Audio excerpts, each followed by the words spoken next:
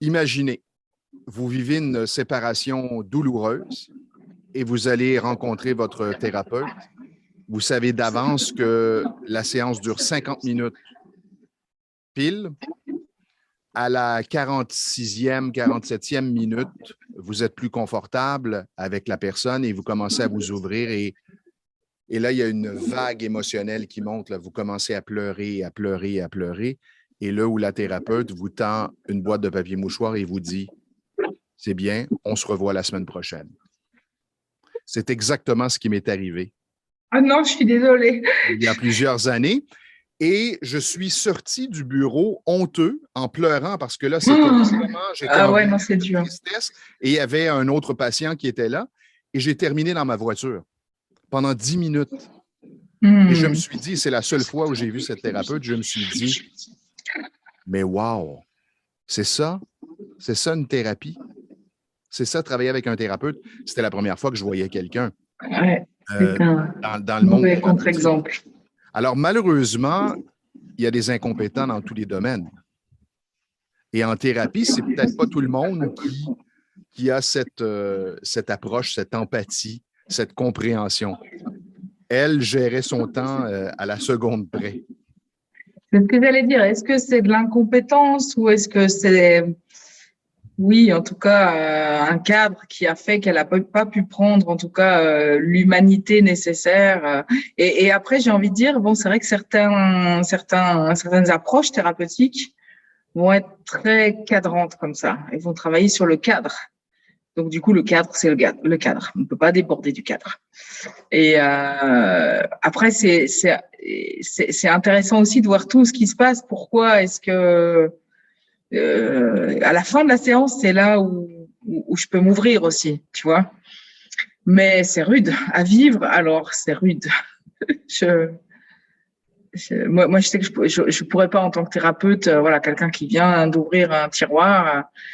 C'est pour ça aussi que personnellement, je sais pas comment toi tu travailles, mais moi j'ai des plages horaires déjà un peu plus longues qu'une heure parce qu'en une heure, je sais que c'est difficile de vraiment de s'ouvrir et puis d'aller en profondeur voir les choses. C'est en effet, au bout de 3/4 d'heure, c'est là où on commence à pouvoir bien rentrer dans le sujet. Et puis, au bout d'une heure et demie, on commence à avoir des bonnes libérations.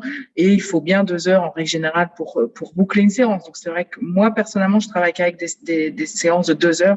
Ça peut même parfois être plus long. Et si j'ai besoin d'être plus longue, ben voilà, tant pis, je vais être un peu en retard sur la personne d'après, mais je veux que la personne, si possible, quand elle sorte de chez moi, ou quand je raccroche, ben, qu'elle soit pas trop mal, ou mieux. Alors, mes rencontres sont plus courtes, mais je m'assure toujours que la personne soit dans un bon état Ben, ouais. avant de terminer la rencontre. Ça, pour moi, c'est essentiel. Oui. Parce que effectivement, sortir avec son problème, l'exposition de son problème, la prise de conscience ça peut amener, en tout cas, moi, ça avait été extrêmement douloureux, tellement que je n'ai pas terminé l'histoire, mais Ah, pardon. je vais la continuer. 3 jours plus tard, en pleine nuit, je me réveille avec une espèce de... Ça me faisait très, très mal au plexus solaire, comme si on me plantait un coup de poignard. Et je ne savais pas quoi faire. C'était la première fois que je vivais ça. Et le lendemain matin, j'appelle, ici, on appelle ça un CLSC, un centre local de santé, et pour parler à un travailleur social. Et il n'avait pas de plage horaire pour moi. Il me dit, va dans une église parce que c'est rassurant et tu vas sentir la vibration et ça va t'aider. Alors, comme tu es très, très souffrant, parce que je souffrais Wow. physiquement et émotionnellement. Et je suis allé effectivement m'asseoir dans une église pour respirer et me détendre. Mais actuellement, ici au Québec, je ne sais pas en Suisse, mais c'est très, très difficile d'avoir accès à des thérapeutes.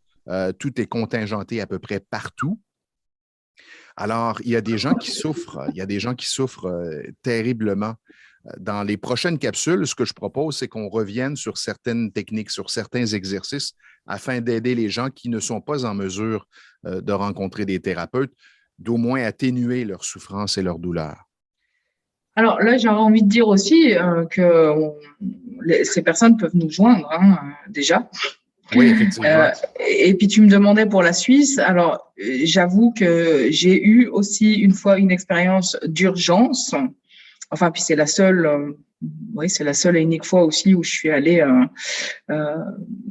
où j'ai eu besoin de démarrer une thérapie. Et c'était pas le cadre d'une rupture, mais en tout cas d'un conflit comme ça insoluble dans une histoire passionnelle, donc aussi une problématique amoureuse finalement, dans laquelle je me suis retrouvée tellement en souffrance et tellement en urgence. J'arrivais plus à imaginer quoi faire. Je savais plus retourner au travail, rester chez moi, etc. Et du coup, je suis allée aux urgences. Donc, un des endroits, je pense, où on peut avoir de l'aide quand on est vraiment comme ça en souffrance, bah, c'est les urgences psychiatriques. Bah, moi, personnellement, c'est là où je suis allée. Et puis, quelqu'un a pu me recevoir. Ça a mis je sais pas, 1 heure peut-être, mais voilà, quelqu'un a pu me recevoir là, maintenant. On a pu en parler très rapidement, mais déjà, ça m'a fait du bien. La personne, elle a vraiment, c'était une infirmière en psychiatrie. Elle a été super. Elle m'a posé quelques questions, déjà qui m'ont permis de réfléchir. Puis, on disait dans une autre capsule, parler. Bah, le fait de parler, surtout à un professionnel. Atténuer. Voilà. Dans ce moment-là, en tout cas, ça aide, en tout cas, à atténuer, à reprendre un peu de recul sur ce qu'on est en train de vivre. Et puis, en l'occurrence, bah là, ils m'ont proposé, je sais plus, un médicament, je sais plus si c'était un Temesta ou quelque chose comme ça. Voilà, j'ai pris un et puis j'en ai plus jamais repris, mais je savais que j'avais ma petite aide au cas où, à nouveau, je sois tellement mal que je sais plus quoi faire. Mais voilà, sachez aussi que nous, on est là si jamais. Alors, peut-être pas toujours forcément en urgence, mais c'est de prendre responsabilité de sa douleur, de sa souffrance et de consulter un professionnel de la santé, comme tu viens de le suggérer. Consultez-nous, parlez à un ami si ça vous fait du bien, l'espace d'un temps, faites du tapping. Allez visiter notre chaîne YouTube, vous allez voir plusieurs exercices qui sont proposés. C'est important de ne pas rester dans cette souffrance et d'éviter de s'isoler. Oui, je pense qu'en cas de souffrance aiguë, en tout cas, appeler à l'aide, demander de l'aide, parce que seul, c'est très difficile. Je pense que même les capsules qu'on propose, c'est si vous arrivez quand même à vous gérer. Si vraiment vous êtes dans une crise aiguë, il vous faut parler à quelqu'un, il vous faut de l'aide.